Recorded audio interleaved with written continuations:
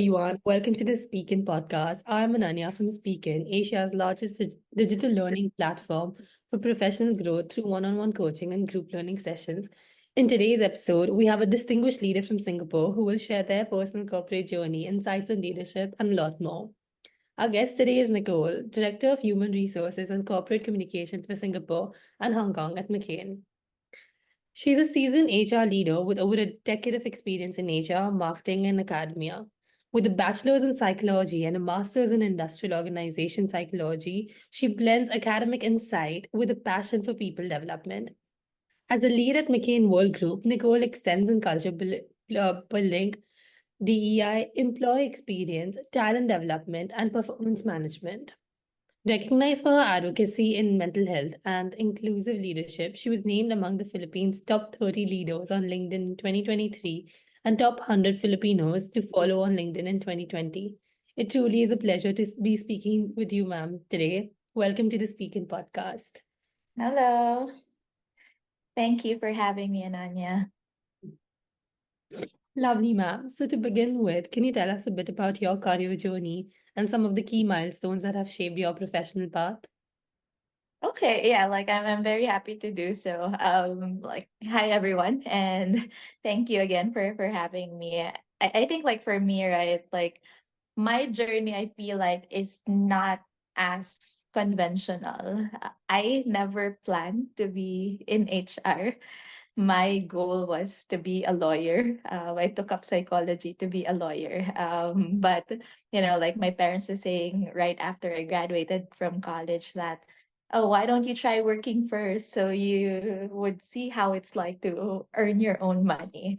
So I think at that time, because I was so set to going into law school, the only job that I felt like made sense with my degree and I didn't know any better was to go into HR. So my first job was in the biggest telco in the Philippines. I was in career management, but I was also highly involved in employee engagement and a lot of company initiatives, HR communications, and all that. So, but for 4 years, it was really, really fun. I loved my job there. It's just that after a while, when you're young, you're very, very, passionate to grow more, to do something else. So I threw everything out and took a big leap of faith. So I went to the US. So for 2 years after my first job in HR, I went into marketing, doing a marketing role. When I came back to the Philippines after a year, that's I was having my quarter life crisis. And um, when an opportunity was given to me to be the HR manager of McCann Philippines at that time, I took it. It was, my way of getting back into the industry. And yeah, from the Philippines, I was transferred to Singapore. And I think that's where I am now. The academia part. So, while I was having my HR role, even at the early years of my career, that was something I was doing on the side, something I was actually very, very passionate about because I like imparting knowledge. I like helping people, and I was teaching university students who are about to graduate and helping them also navigate through the professional world. And yeah, so I think that's where my background is.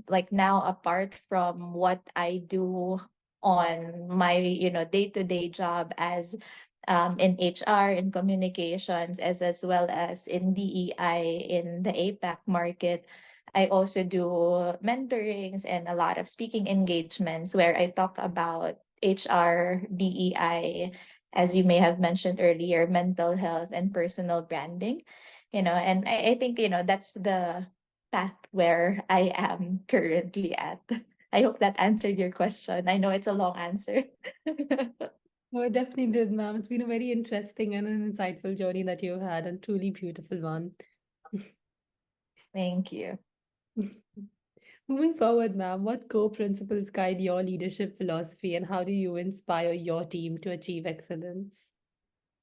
Like to me, it always goes back to being human. I advocate a lot for inclusive leadership. And, like even if DEI is something that other people may consider as a buzzword, it's just something that we're talking about now. I feel like the basic principle of it is being human to your people, having that respect and having that kindness, no matter where you are, whether you're in the corporate setting or not. And those are my guiding principles. Like for me, I value helping people. I know, and I'm very very strong on the idea that my purpose in life is to help people, and wherever I'm able to do that, that's where I should be. And if that means encouraging the people around me, the leaders I work with, to treat people in a way that people feel respected, people feel valued, people feel like they're cared for, that's where I want to be. How do I translate that to my team, and how do I push my team towards excellence? I think it's all about listening to each other. Even if I am in a leadership role, I'm very much aware that I'm not perfect. There's a lot that I need to learn, and I can learn from my team, even like the youngest person in my team or the most tenured ones.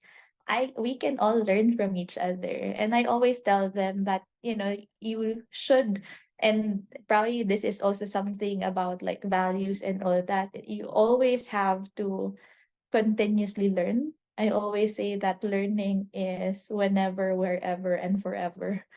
So if they can do that, because I think that what we have to remember is we are the ones orchestrating our careers, where our careers are at, how do we want it to go, the attitude that we have towards our work.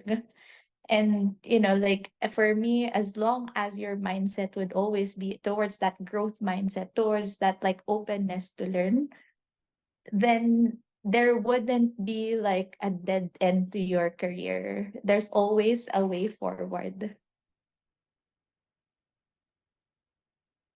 Absolutely put in beautifully in words, ma'am. Truly was a really great answer. And yeah, the quote truly does resonate with every other person and should resonate with one. Moving forward, could you share a quote or mantra that inspires you and keeps you motivated? Okay. So in all my talks, in all the classes that I do, keynote speaking engagements, and even in on my LinkedIn, my mantra ever since I was in university is every day in every way I will get better and better. It's not my original. It's something that I learned from one of my professors back in college, but I have lived with it for many, many years. It's something that I tell myself at least 3 times in a day. When I feel like things are not going my way, when I feel like I'm not at my best self, when I feel like I'm not performing, or I'm not at the level where I want to be, I remind myself that we don't have control over everything. But I always have to remind myself that whatever I do, no matter how small, the experiences that we're having contributes to how we can become better people every day. And I apply that in my work. That's also something that I keep telling people. You always have to aim to be a better person, a better human being, a better leader, and everything else may fall into place if you have that mindset.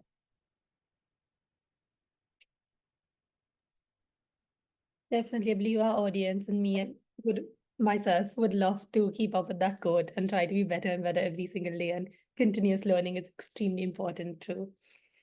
Um, so moving forward with that, can you discuss a significant challenge you faced in your career and how you overcame it? Okay, there's a lot. But I think one of the biggest challenge for me was really battling. my mental health while I was, going forward with my career. I have battled mental health, like my depression, for over 13 years. Since I was in high school up until, I was already working. No one knew about it. I kept it for a very, very long time because it was like I've always been known to be, like you're always put together. There's always that idea of perfection. So I've kept that for a long time. But I think the peak of it all was during that quarter life crisis I had, like after um being in the US and then like coming back to the Philippines. I thought that I failed, and that wasn't something I could accept. I felt like going back after, having that leap of faith was a step backwards, and my ego couldn't take it. And I felt at that time that the only way out was for me to end everything. So, like, but a miracle happened in my life. There was like a big turnaround after my last attempt. I'm sorry, like, I know that might be sensitive, like talking about mental health and all that. But, after my last attempt, something happened that like completely changed my life. And, from that time on, of course, like I did not overcome my depression overnight. It took a lot. It was a long, long, long process. But at that time, I told myself that, like, whatever I do now, I will dedicate my whole life helping people. If that means me talking about my mental health challenges and opening up conversations, then I will do that. So wherever I am, where like if I'm able to really make an impact in the lives of people, so that even now with my work in HR, applying what I've learned throughout that setback in my life, I would say I apply that now. And I learned to trust. I learned to trust the process. I learned to hold on to my faith that, again, like I mentioned earlier, there's no such thing as a dead end. We will all have challenges that you may not be ready for. We will all have challenges that we may not have anticipated, but you have to keep on going. And, I think like that became a pivotal part of my career, even if it's something very, very personal, because that made me become the kind of leader that I am now. The way I listen to people, the way I connect with people, I'm able to do my job well as an HR leader because of that experience. I became more empathetic. I became kinder. I became more sensitive to the needs of other people because of that experience. And I really like I really, really credit what I am now to that experience. If I would have a choice, if I would want to go through that again, if I could, I would probably say yes. Like even if it was a difficult time, that made a big, big, big impact, not just to myself, but to the people who I have worked with over the years. Thanks a lot, ma'am, for sharing this with us, and really wishing you all the luck always. Thank Moving you. forward to end with the conversation that we've had today, who has been the most influential person in your career, and what valuable lesson did you learn from them? I would probably say it's my mom, because she was the one who I think I can commend for the kind of character that I was able to build for myself. The work ethic that I have, like growing up, it was so funny because like growing up, my mom was very, very strict with our schedules. Like, oh, you have to do this by this time.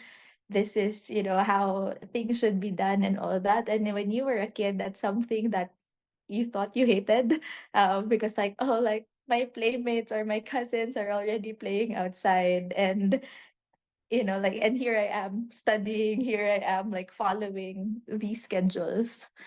But later on in life, when I was still in school, and when my mom was not nagging me anymore to follow a certain schedule, I think that kind of work ethic got retained to me and until now. So I learned how to prioritize. I also learned the value of hard work. I learned the value of integrity. My mom taught me a lot of things, and something I've always respected about her is that regardless of the money you can get or the position you're at, you always have to stick to your values. You have to make sure that in your way towards progress, you're not stepping on anyone. You're not taking advantage of anyone. And that the intentions that you have for people are always coming from a good place. And I think, again, like this molded my character. That's why I say maybe my mom would be the most influential person that has affected both my life and my career.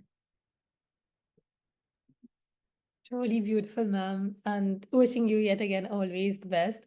Thank you so much for sharing your valuable insights and experiences with us today. It was a pleasure having you on the Speaking podcast. To our listeners, thank you for tuning in. Stay connected with us for more inspiring conversations with Asia's top leaders. Don't forget to subscribe and follow us on our social media platforms.